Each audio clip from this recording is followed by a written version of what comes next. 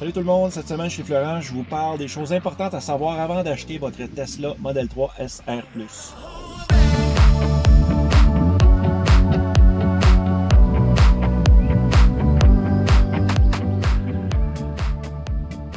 Et Florent, on est une famille électrique, mais maintenant on est à 100%. Avant on ne l'était pas. Avant on avait une Spark EV et on avait une Chevrolet Volt. La Spark EV, full électrique, pas de problème. La Chevrolet Volt, c'était une voiture électrique à autonomie prolongée. C'est une façon fancy de dire que ton char est électrique, mais que tu peux mettre du gaz dedans. Mais depuis le 24 décembre dernier, on a maintenant une Tesla Model 3 SR+. Et là, aujourd'hui, je vais vous parler des choses importantes à savoir avant d'acheter votre voiture. Il y a des surprises qui arrivent après avoir acheté ta voiture. Tu t'attends souvent que tout est beau, puis le ciel est bleu. Mais non, si tu t'informes pas, tu vas avoir des petites surprises qui vont te revoler d'en face. J'étais au courant des points que je vais vous dire avant d'acheter la voiture et j'ai quand même opté pour l'achat parce que dans ma tête, ça valait quand même la peine. Mais je le dirai pas assez, super important. Ce que je vais vous dire, il y a beaucoup de monde qui ne sont pas au courant de ça. Au travail, il y a du monde qui me pose des questions sur les voitures électriques. Puis à chaque fois, il faut que j'insiste sur ces points-là. Mais non, il faut vérifier des choses et s'assurer qu'il y a certains points négatifs qui vont arriver. Il n'y a rien de parfait, mais que le positif surpasse le négatif.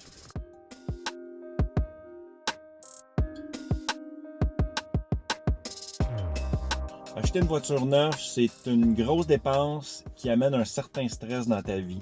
Avoir peur de rien oublier, plus ta journée où ce que tu vas chercher ta voiture, qui est d'une durée interminable. Ça peut prendre 2 heures, 3 heures, 4 heures avant d'être capable de sortir avec ta voiture de chez le concessionnaire. Une fois que tu vas finir avec le vendeur, ils vont t'envoyer dans un autre bureau. Ils vont vouloir te faire signer des garanties prolongées, puis des trucs pour protéger ta voiture. Puis quand tu vas dire non à cette personne-là, elle va te juger.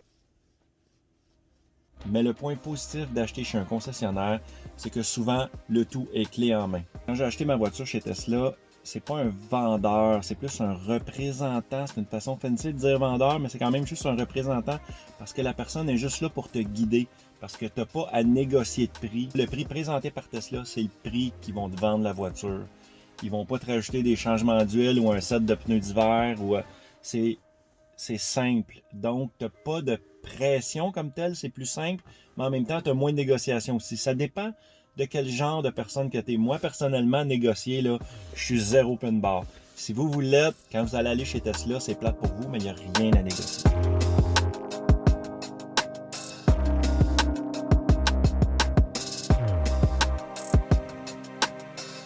La journée que j'ai pris possession de la voiture, ça a pris environ 1 heure faire le tour, puis après ça, on est parti avec la voiture. C'était pas clé en main, mais c'était carte en main. C'était pas comme pareil, là, presque. Pas... Premier point important, installez-vous une borne 240 volts. Même si le vendeur vous fait accroire qu'avec une prise 120 volts, là, une prise standard, qui vous disent que ça va faire le travail, c'est pas vrai. Ça va vous prendre 30 heures remplir le véhicule. Ça peut pas fonctionner. Même si vous dites, je vais acheter la voiture, je vais voir comment ça va, après je vais me prendre une 240. Non. Faut que ta borne soit installée chez toi avant que ta voiture arrive. Je vous le dis, là, sinon vous allez être en... La SR+, vient avec les 2 rabais gouvernementaux, le 5 000 $ du Canada et le 8 000 du Québec. Chez les concessionnaires plus classiques, exemple GM, Hyundai, Kia, quand vous achetez une voiture électrique, souvent ils vont prendre ces 2 rabais-là, ils vont les intégrer dans le prix. Eux autres sont capables, je pense, parce que c'est des concessionnaires. Tesla, c'est pas des concessionnaires. Fait que le 5 000 $ canadien, il n'y a pas de problème, ils vont vous l'intégrer au prix. Le 8 000 $ du Québec, ça marche différemment.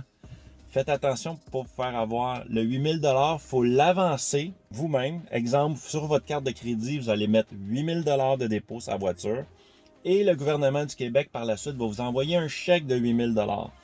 C'est là la différence. Si jamais vous n'avez pas les moyens de fronter le 8 000, ils vont quand même vous vendre la voiture. Sauf que vous allez avoir 8 000 $ de plus à financer et vous allez avoir quand même après ça le 8 000 $ par la poste. Ça veut dire que 8 000 $ de plus à financer, ça fait une différence sur les paiements par mois. C'est sûr qu'avec le 8 000 $ après ça, vous pouvez faire ce que vous voulez avec. Vous pouvez vous racheter un set de cuisine, aller dans le sud, pas ce temps-ci, là, mais le modèle 3, il y a 3 versions. Il y a le standard Range Plus que j'ai, il y a le Long Range et le Performance.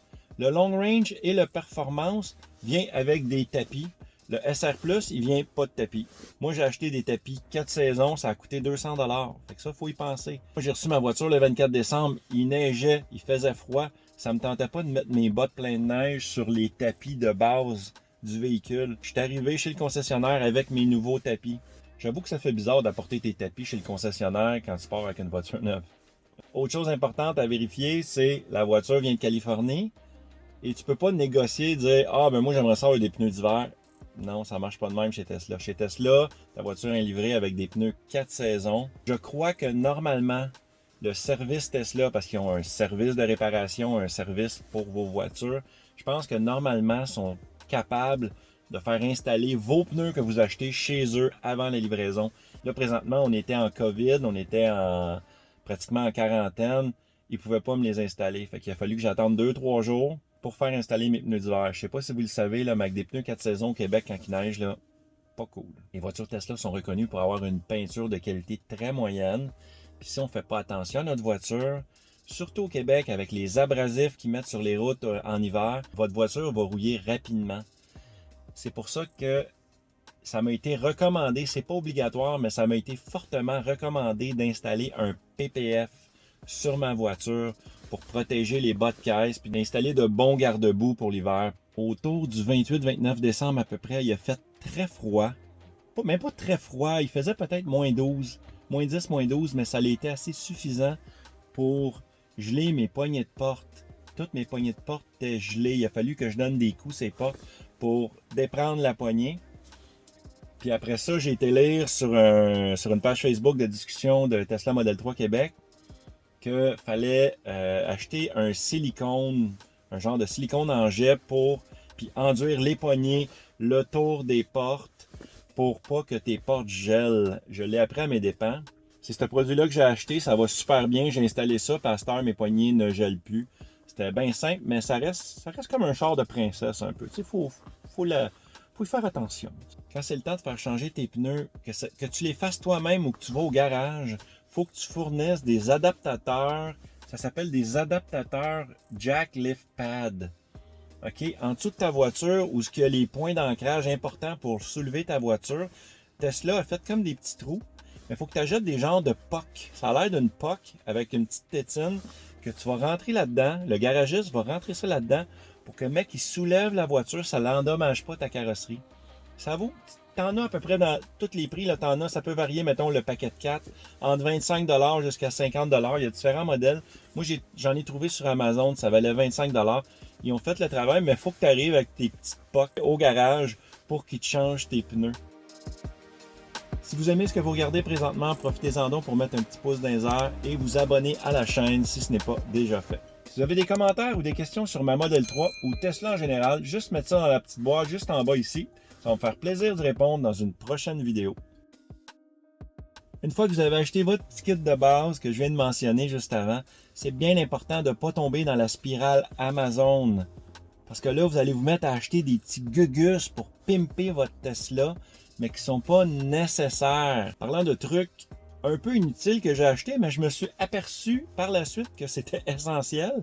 J'ai acheté des pédales performance. Je vais vous les montrer. Dans le fond, c'est des pédales, ça vaut pas très cher. C'est vraiment, je pense que c'est 20 $ sur Amazon. Sur le modèle SR+, les pédales sont noires. Mais je trouvais ça beau d'avoir des pédales comme argent avec des lignes. Je trouvais que ça donnait un look plus classe. Puis j'ai décidé de les acheter. Il y avait des bons commentaires. Puis quand ça a été le moment de les installer, premièrement, j'ai enlevé la pédale à frein. En premier, j'ai enlevé le petit caoutchouc pour mettre le nouveau. Ça a bien été. Puis quand je suis arrivé pour installer celle de l'accélérateur, je me suis aperçu qu'il n'y en avait pas dessus. C'est comme si, à la fabrication, il n'avait pas mis la pédale. Fait que dans le fond, quand j'appuyais sur l'accélérateur, quand j'ai conduit pour la première fois, je n'ai pas remarqué, mais j'appuyais directement sur juste la pédale en métal de base. Fait que quand j'ai rajouté ma pédale performance, ça a comme complété le look. J'ai comme fait, ah, ok, c'est beaucoup mieux. Mais c'était vraiment weird. Il me manquait une pédale. Dans la valise arrière, il y a un trou sous la valise, dans le fond, qu'on peut mettre plus de stock pour cacher des choses. Moi, j'ai décidé d'acheter un panier séparateur parce que je trouvais que mes bidons de lave-glace, puis mes brosses, puis mes linges pour laver la voiture, ça se promenait, puis c'était juste le bordel. Fait que j'ai acheté ça. C'est pas nécessaire, mais je l'ai acheté, moi, je suis tombé là-dedans. Sur à peu près toutes les voitures, dont les Tesla Model 3, avant, jusqu'à 2020, les Model 3 avaient des prises USB-A. Ceux qui ne savent pas c'est quoi, gars, c'est ce genre de prises-là. Les prises très, très, très classiques, là, le look classique. Mais sur les 2021, ils ont des USB-C. Gars, c'est ces prises-là là, qui ont cette sortie-là. C'est les mêmes prises à peu près que tous les téléphones Android qu'ils ont présentement. Pas les Apple, mais les Android, ils ont tous des USB-C comme ça. Le problème, j'ai beaucoup de fils USB-A, fait que là, il a fallu que je m'achète un adaptateur comme ça. C'est moi, des fois, j'aime ça jouer à des jeux dans ma Tesla, fait que j'ai une petite manette, j'avais une Xbox 360 avec des manettes qui me servaient plus. Puis, il venait avec des USB-A. Fait que là, quand j'ai acheté mon adaptateur, comme ça vaut à peu près 7-8$ ça. Fait que là, je peux le brancher dans ma voiture puis jouer à mes jeux pendant que je charge la voiture là, dans un superchargeur. Mais je fais pas ça, j'ai pas le temps. Là. La voiture, elle vient avec les Aero Wheels, mais quand t'enlèves les Aero Wheels, il y a des beaux mags. Moi, je comprends pas que le monde garde les Aero Wheels. Les mags sont écœuramment beaux. La seule affaire, c'est qu'il manque les petits capuchons de plastique cube puis le logo Tesla au milieu. C'est sûr que si tu mets pas ça, là, sérieux, c'est moyen comme look. Mais juste en mettant ces petits trucs-là, ça pimpe le mag, là, vraiment. L'écran est super glossy, c'est malade. Tu mets tes doigts dedans, là, ça spot. Fait que moi, j'ai acheté un protecteur mat. Ce qui fait que quand le soleil reflète dedans, tu vois quand même bien. Je trouve que ça fit mieux avec le nouvel intérieur. Et j'espère que cette vidéo vous a beaucoup aidé dans votre démarche pour faire l'achat de votre voiture. Donc voilà, c'est complet. Merci beaucoup de nous avoir regardés et on se voit dans une prochaine vidéo. Ciao! C'est comme accroché, là. Comme ça a gratté. C'est fatigant. Moi, je vais le laisser de même.